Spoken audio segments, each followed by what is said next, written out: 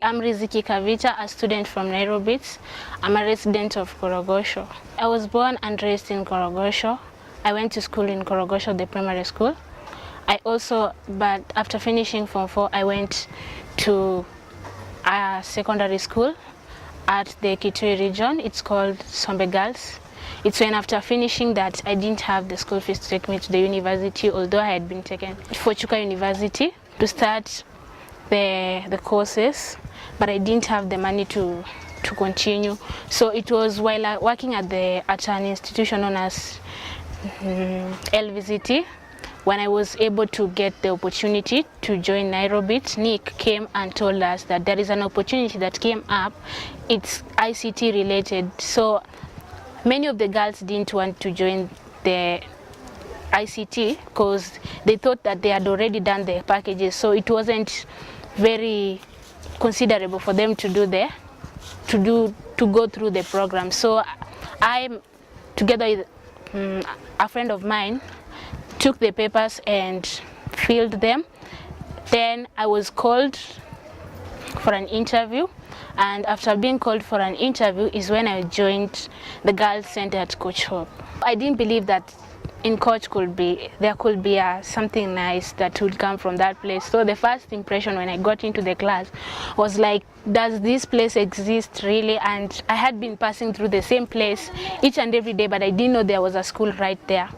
So when I got in, I found the trainer by then who was called Roy, and Roy he introduced to me what a computer was. Although I hadn't learned about a computer, I hadn't interacted with a computer. In Nairobi, I was taught on ICT skills, whereby I was taught on different things, like making brochures, making a website, bringing a website into life. Apart from ICT skills, I also learned the entrepreneurship skills. And also we were taught on the interview skills, on how to conduct ourselves when you go for an interview. Things to consider when approaching an interview, like the place. You should know the place where the interview is taking place. You should be there early. Those were some of the things that we were taught during the session. We were also taught on like life skills, on how let's say the HR program, whereby we were taught on how to conduct ourselves, how to stay away from getting HIV, on how to protect ourselves from rapes, things like that. Okay, Nairobi has built me. I can say Nairobi has been the building block to what I want in life. It has been a stepping stone for me knowing what I want in life. In this way, when I got into Nairobi, my self-esteem was raised, because having been told that, I have no money to take you to the university, you are devastated, you think that all the hard work that I ever did was for nothing. Once I got into Nairobi, the teacher there was encouraging. Roy told me that although you had not qualified for, your mom had no money to take you to the university, but you are able to get some skills here, which would make you, compared to a university graduate, get a job before the person. So that motivated me. Girls are left out in the field of ICT because of their own doings.